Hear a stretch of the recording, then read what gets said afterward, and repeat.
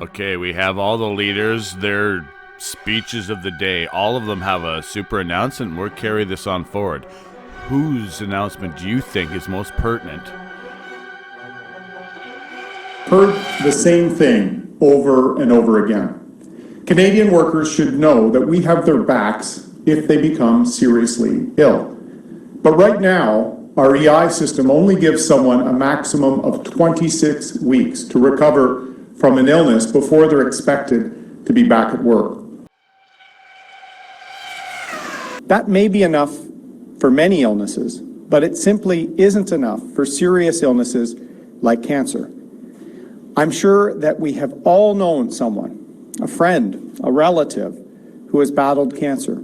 We all know how devastating it is, how terrible the struggle can be, how much energy it takes.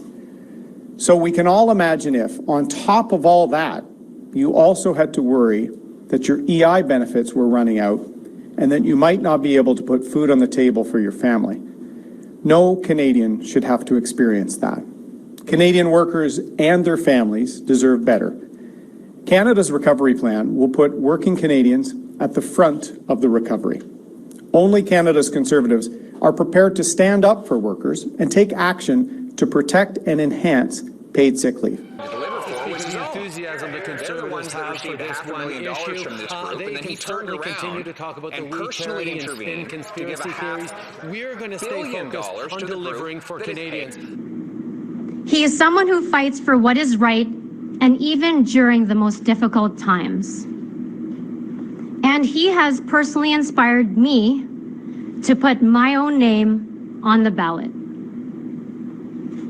Ladies and gentlemen, it is a great honor and a true privilege to introduce to you our Liberal leader, Justin Trudeau.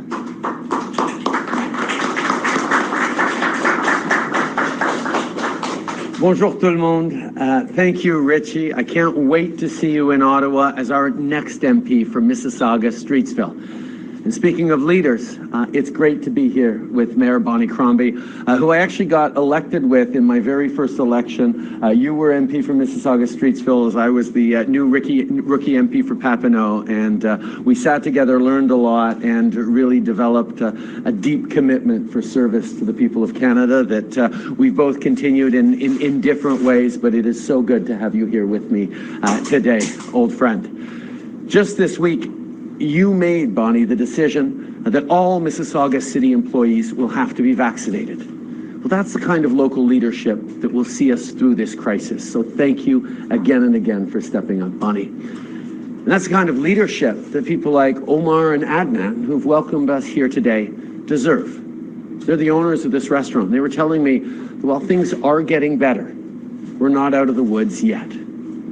They struggled like so many small businesses did through this pandemic, but we've made it through because Canadians were there for each other, because the government was there for them. And of course, Omar and Adnan aren't the only ones to know that we still have to work hard to get through this. In a few days, school will be back here in Ontario. And I'm a dad. My youngest, Hadrian, is heading into grade 2 in an Ottawa public school. He can't get his shots yet. And like millions of parents, I'm worried. But there's a lot we can do to protect kids, just like our workers. And the single most powerful way to keep each other safe? Getting vaccinated. Dès le début de cette crise,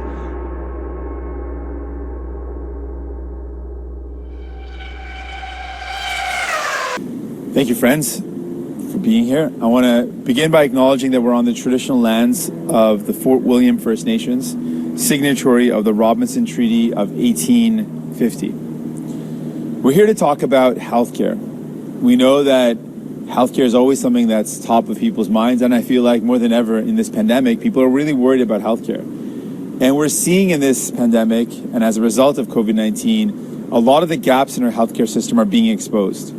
The fact that decades of cuts in our healthcare from Liberals and Conservatives has meant that our public healthcare system has been starved of some funding. We also know that a significant investment in healthcare is needed, but there's a particular piece of our healthcare system that's missing that was supposed to be there from the beginning that we have to address, and that's universal pharmacare. And the reason why pharmacare is so important, a number of reasons why, but people right now in our country, many people can't afford the medication they need to get well. And many people who have coverage or are purchasing that medication they need are spending a lot of money, and it costs them and their families a lot. We know it doesn't have to be this way. We know that we can actually work together to solve this problem. And what we've seen the Liberals do and the Conservatives do, instead of actually delivering on this essential expansion of our healthcare system, they've been working against it. Justin Trudeau teamed up with Erin O'Toole to vote against healthcare. He campaigned in 2019 very openly saying that he would bring in universal pharmacare. He campaigned and said that this is important and that he would make it happen. And then in his throne speech, he said again, pharmacare is important, we're going to bring it in. And at the first opportunity to actually move forward and bring in universal pharmacare, he teamed up with Erin O'Toole to vote against it.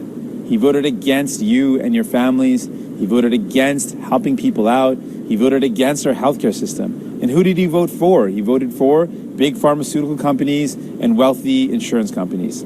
That's who he'd rather protect than you or your families. We have a better plan. Before we get into that plan, I want to hear from a healthcare worker who can talk about what this would mean, what it would mean to be able to invest in our healthcare system by expanding it to include pharmacare. In April, I launched a comprehensive climate change plan that will meet our Paris targets, but also get people back to work. Securing the future for our country means we need a strong economy to tackle climate change, to get our emissions down. We have a plan to do that. It's measured, and we put it forward because we will deliver on it. Mr. Trudeau has never met a target. He says whatever he needs to do, whatever he needs to say on a given day, he never has a plan, whether it's climate change, whether it's safe drinking water, whether it's the budget. We have a cost of living crisis in Canada. We have fear of national unity crisis in Canada. Canadians deserve a plan. We have that, Canada's recovery plan, that will pick up the country, get us back on our feet, and tackle climate change. We've committed to that. It's in Canada's recovery plan.